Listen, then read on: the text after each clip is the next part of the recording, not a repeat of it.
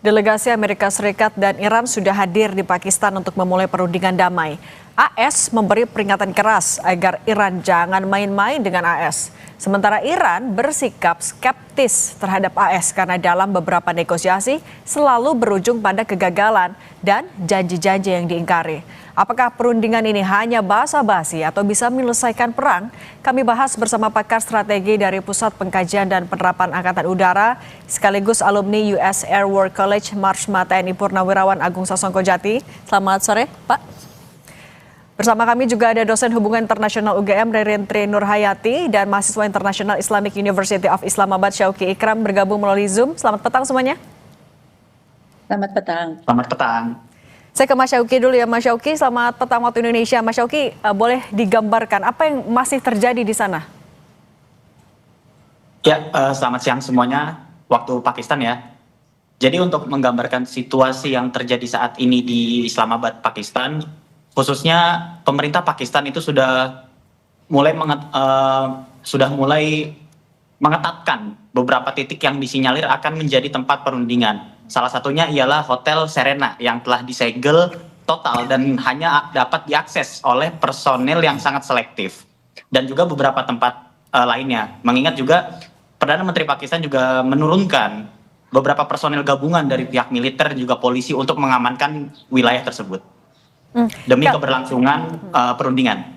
Oke, tapi kalau untuk tahap perundingan yang saat ini terjadi, apa kalau Anda memantau dari media lokal misalnya, tahap apa yang sedang dibahas?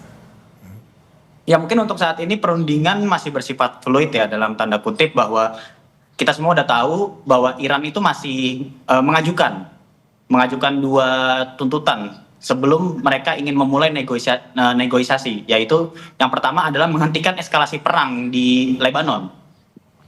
Dan yang kedua adalah aset Iran itu harus dicairkan terlebih dahulu. Baru di situ Iran akan mau duduk melanjutkan negosiasi. Walaupun saat ini sudah terpantau dan terkonfirmasi bahwa dua delegasi dari dua negara tersebut sudah sampai di Islamabad.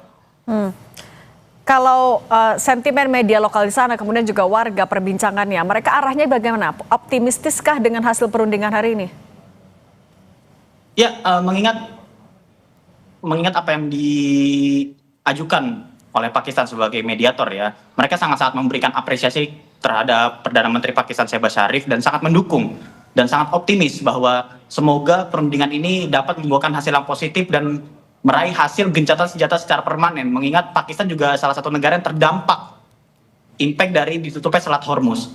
Dan mengingat media-media lokal Pakistan juga mendukung langkah jitu dan langkah tegas Perdana Menteri Pakistan yaitu Shehbaz Sharif, bahkan sampai mengutip dalam sebuah judul Pakistan Save a World Civilization. Ini kan menandakan bahwa optimisme dan juga dukungan moral, mentalitas masyarakat Pakistan itu sangat mendukung Shehbaz Sharif untuk menjadi mediator dalam perundingan tersebut. Oke, Mas Syauqi Ikram, mahasiswa International Islamic University of Islamabad, terima kasih sudah berbagi bersama kami. Saya selalu Mas Syauqi. Terima kasih. Pak Agung, kita lanjutkan lagi juga Pak Agung, kan kalau kita melihat apa yang sudah terjadi selama ini kan cukup kompleks. Misalnya Iran juga skeptis posisinya, AS melakukan ancaman. Dengan apa yang terjadi hari ini, kalau menurut Anda sebenarnya perundingan yang ada di Pakistan di Islamabad hanya akan menjadi basa-basi atau memang bisa menghasilkan suatu keputusan mengakhiri perang? Kita harus lihat siapa yang sangat memerlukan penghentian perang. Kedua pihak sama-sama menginginkan penghentian perang, tapi dengan tingkat yang berbeda. Yang paling sangat ingin menghentikan perang karena akibatnya merugikan adalah Amerika Serikat. Amerika Serikat itu hanya siap berencana untuk perang singkat ya. Begitu perang panjang ternyata menghabiskan sumber daya macam-macam. Apalagi ternyata lawannya tidak umum, lawannya menggunakan cara asimetris yang membuat perang ini menjadi memang menyerang ke titik-titik kelemahan Amerika, yaitu saturasi, gimana dia menghadapi serangan dari senjata yang murah yang membuat dia harus kehabisan senjata mahal. Kemudian senjata murah juga punya kemampuan yang sangat tinggi. Dan juga adalah sulitnya bentang alam di Iran sehingga tidak memungkinkan serangan darat. Dan serangan-serangan udaranya pun juga ternyata pada tahap awal kita juga baru tahu nih. Ternyata banyak daripada target-target yang diklaim telah dihancurkan itu banyak adalah tingkatnya decoy. Jadi sebelum perang itu Iran sudah beli dari atau mendatangkan dari Cina itu puluhan ribu target-target bentuk pesawat lah, bentuk tank, bentuk apa segala macam yang memang bisa meniru persis dan bahkan di dalamnya dilengkapi dengan pemancar radio dan pemancar panas sehingga dia kelihatan seolah-olah sesuatu yang hidup dan ada kegiatan dalamnya. Jadi banyak klaim itu ternyata decoy karena tidak mungkin negara yang demikian pandai seperti itu dan pandai menyimanyakan rudalnya seperti itu terus membiarkan peralatannya dihancurkan dengan mudah, kan nggak mungkin. Kalau kelihatan itu mungkin berarti kan memang itu untuk dihancurkan dan itu kemungkinan decoy. Dan terbukti dengan sekarang setelah hampir 1 bulan ternyata rudal pertahanan udara S-300 dan S-400-nya masih utuh. Ternyata selama ini digunakan secara selektif dan dimasukkan dan banyak yang dihancurkan itu adalah tiruannya. Nah, kalau misalnya termasuk secara militer AS adalah pihak yang paling terdesak. Tapi apa yang menjadi motif Trump bisa begitu berani tetap melakukan ancaman sebelum negosiasi dilakukan, Pak? Karena hasilnya itu kelihatan kan Amerika jadi kelihatan karena dia terdesak hasilnya kurang maksimal untuk Malaysia untuk Amerika ya. Jadi tentu seperti biasa dia harus keluarkan statement bahwa Iran itu dipaksa ikut itu gara-gara ditakut-takutin. Dan bahwa dia kelihatan tough ya, kelihatan hebat segala macam. Sehingga kalau Iran ikut itu adalah Iran karena Iran takut oleh ancamannya. Padahal actualnya nggak seperti itu. Kita lihat di sisi yang lain, Iran itu kan sampai saat terakhir tuh nggak mau dia 15 poin itu. Sampai akhirnya Perdana Menteri Zarif dari Pakistan, sudahlah kamu ajukan aja apa gitu, coba saya ajukan ke Amerika dan Iran memberikan 10 poin yang betul-betul sudah mereka dan itu betul-betul kepentingan nasional Iran dan sama sekali berbeda dengan punya Amerika. Yep. Dikirimkan tentu tidak dengan harapan diterima, tapi loh kok diterima? Dua kejutan, orang Iran terkejut, semua orang terkejut, tapi kalau sampai pilihan yang sama sekali tidak menguntungkan Amerika dari segi itu diterima, artinya kan yang desperate siapa? Yang butuh damai siapa? Ya Amerika. Meskipun setelah itu dibarengin dengan pernyataan yang keras, yang ancam lagi segala macam, tapi tidak mengubah kenyataan bahwa persyaratan yang digunakan sebagai tolok ukur dengan dikatakan secara lisan adalah persyaratan diajukan oleh Iran. Oke. Artinya bahwa Amerika yang butuh ini gencatan senjata dan ada sebabnya itu. Oke, kalau misalnya memang Amerika Serikat yang paling perlu gencatan senjata ini dilakukan, kalau menurut Anda Bu Ririn, apakah artinya negosiasi ini akan berlangsung mulus atau justru berakhir dengan jalan buntu? Baik, terima kasih Mbak Cindy dan selamat sore Pak Agung dan pemirsa. Ya, terima kasih. Saya melihat bahwa perundingan yang sekarang sedang berlangsung akan segera berlangsung di Islamabad. Saya apresiasi bahwa ada perkembangan positif yang kita semua tentu berharap ini akan menjadi perundingan yang membawa hasil seperti yang diharapkan agar terjadi deeskalasi dan sebagainya. Tetapi tadi seperti disampaikan oleh Pak Agung bahwa memang kemudian ada posisi yang sebenarnya tidak imbang begitu ya, di mana sebenarnya siapa yang lebih membutuhkan. Saya juga menyepakati bahwa ini sebenarnya dilihat lebih banyak Amerika Serikat yang membutuhkan, sedangkan dari sisi posisi Iran kemudian masih tetap cukup confidence dengan posisinya karena dia selama ini juga sebagai pihak yang secara hukum internasional misalnya kita sampaikan dia memang menjadi negara yang memiliki hak untuk membela diri dan itu hingga sekarang masih dia pertahankan, dan ini sebagai bagian dari dia menjaga kedaulatannya. Sehingga ini harapannya dengan adanya mediasi dari Pakistan, kita semua berharap agar ini tetap bisa berjalan meskipun kemudian kita sangat melihat bahwa ini masih di persimpangan kritis seperti ini, adanya upaya perlindungan ini kita sama-sama berharap agar ini bisa berjalan dengan baik. Meskipun tadi disampaikan ada banyak isu yang cukup sulit karena posisi atau yang ditawarkan oleh Amerika Serikat dan yang ditawarkan oleh Iran cukup banyak perbedaan dan pertentangan yang keduanya masih ingin datang dengan posisi yang sama-sama tinggi. Nah, kemudian nanti kita lihat bagaimana. Nah, Bu Ririn, kalau misalnya posisinya tuntutan dari masing-masing negara bertolak belakang, yang akan menjadi titik tengahnya nanti seperti apa?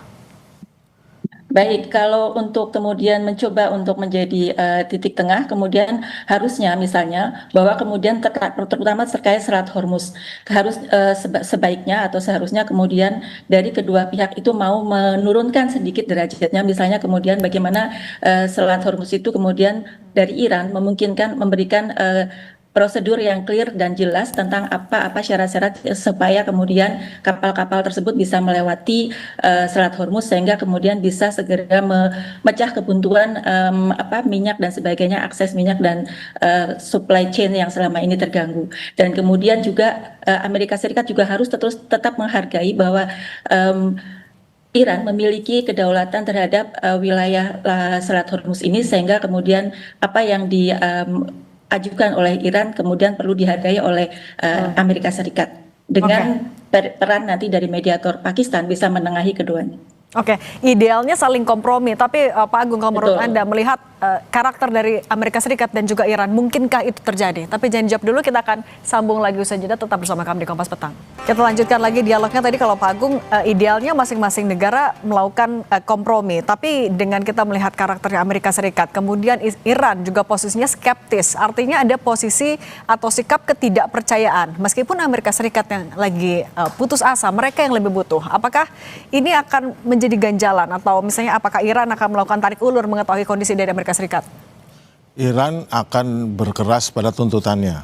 Kenapa? Saya singkat saja saya ceritakan bahwa setelah 5 minggu ternyata dengan segala macam kehancuran dialami Iran, tidak mengubah fakta bahwa Irannya tetap eksis, rejim tetap ada, rakyatnya tidak berontak, tetap bisa membalas, uranium tidak bisa direbut, kemudian masih bisa proksinya masih bekerja membantu Iran. Namun di sisi lain juga kenyataannya adalah Amerika sekarang semua pangkalannya hancur di Teluk, ya dia tidak bisa melindungi para negara-negara Teluk yang harusnya di bawah perlindungan dia. Kemudian mereka tidak bisa terbang jarak dekat lagi karena semuanya bisa terbangnya hanya dari Israel, Jordania atau dari laut yang jauh. Kemudian jadi ketidakmampuan untuk menangkis serangan dan semakin lama untuk menangkis serangan daripada Iran menjadi tidak mampu karena sudah habis itu rudal-rudal penangkisnya. Nah, yang terjadi itu adalah yang membuat orang melihat, ini nggak mungkin selesai dalam waktu singkat. Nah, itu yang pertama ya. Dalam waktu singkat, Iran tidak takluk, tidak singkat. Nah, kemudian yang kedua, di sisi lain, di sisi yang namanya ekonomi. Ternyata Iran menggunakan cara lain juga, dia menutup Selat Hormuz dengan ancaman saja, tapi dia cukup mengeluarkan notice to marine yang mengatakan selat ditutup selesai, langsung Lloyd Insurance tidak akan. Nah, bila terjadi seperti itu, maka harga minyak naik. Jadi banyak orang bilang di Amerika kan minyaknya banyak, ya tapi masalahnya mau minyak banyak, minyak kagak di Amerika. Yang jelas begitu minyak dari Teluk itu berkurang, mengalir keluar, yang terjadi adalah harga minyak di Amerika naik. Harga autogas sekarang udah nambah $1.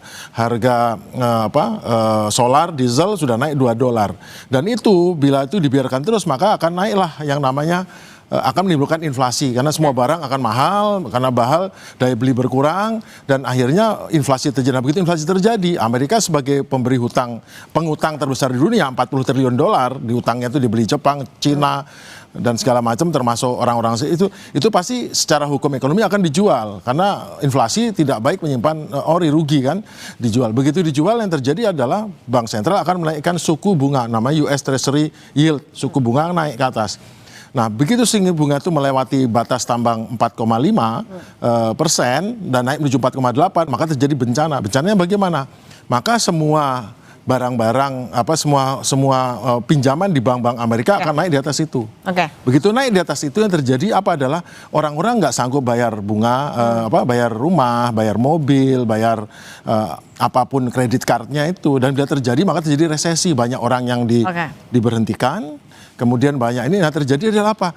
Nanti 6 bulan lagi orang-orang yang sekarang nasibnya terpuruk karena nggak bisa bayar hutang gara-gara naiknya harga minyak, dia tidak akan memilih partai Republiknya, partainya Trump, dia akan memilih Demokrat, dan setelah itu kalau Demokrat terpilih maka Trump tinggal nunggu dimaksulkan atau diimpeach sama Republik. Artinya ekonomi yang menjadi alasan Trump juga akhirnya mau melakukan negosiasi, tidak punya pilihan selain melakukan mediasi. Nah, kalau Bu Ririn, ini kan 5 pekan Iran ternyata berhasil melakukan pertahanan dari Israel dan juga Amerika Serikat.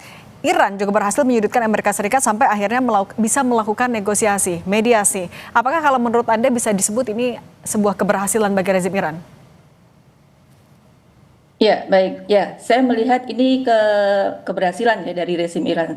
Saya menyetujui tadi yang disampaikan Pak Agung, ini kemenangan dari rezim Iran karena kenyataannya bahwa meskipun kemudian ada serangan bertubi-tubi dari Israel maupun dari Amerika Serikat, hingga sekarang Iran masih dapat lakukan serangan balasan sebagai bentuk dari hak membela diri yang memang kemudian menjadi hak legitimate untuk mempertahankan kedaulatan negara. Begitu juga dalam periode ketika kemudian akhirnya ada proses gencatan senjata, akhirnya kemudian ada perundingan. Dalam hal ini kita juga masih melihat posisi Iran itu masih justru lebih menentukan daripada yang kemudian Amerika Serikat. Justru kemudian Amerika Serikat akhirnya mau mengikuti tekanan-tekanan juga yang dilakukan oleh Iran, sehingga memang dalam hal ini posisi Iran cukup lebih, menurut saya lebih confidence dibandingkan dengan posisi Amerika Serikat. Berarti bisa dibaca apakah perundingan ini akan bisa berlangsung cepat sampai ada kesepakatan? Iya, kalau saya melihatnya ini cukup sulit ya, cukup pelik karena tadi saat ini keduanya masih dalam posisi yang cukup masing-masing ingin menggolkan tujuannya masing-masing, tetapi kemudian kita akan melihat perundingan ini bisa mengalami kegagalan ketika kemudian misalnya sekarang kita lihat bahwa ternyata gencatan senjata juga sudah mulai ada gangguan ketika kemudian misalnya Lebanon masih tetap diserang oleh Israel. Nah, ini tadi juga menjadi syarat dari Iran untuk kemudian hal itu harus segera dihentikan. Nah, apakah ini kemudian akan segera terbukti? Ini juga menjadi ujian bagaimana kemudian perundingan ini akan berlanjut atau tidak. Oke, dan ini juga kami dapat informasi terbaru, Duta Besar Iran untuk Indonesia Muhammad Barujerdi bilang Iran akan mengajukan penghentian gencatan senjata dan perang tidak hanya mencakup Iran, tapi juga wilayah Timur Tengah lainnya dalam perundingan di Islamabad, Pakistan. Dubes Iran untuk Indonesia mengklaim perundingan dilakukan setelah kemenangan Iran dalam perang melawan Amerika Serikat dan Israel. Muhammad Barujerdi, dalam perundingan di Islamabad, Pakistan, Iran mengajukan beberapa syarat gencatan senjata. Salah satu syarat utama adalah perdamaian di wilayah kawasan sekitar Iran dan negara sekitarnya, bukan hanya di Iran.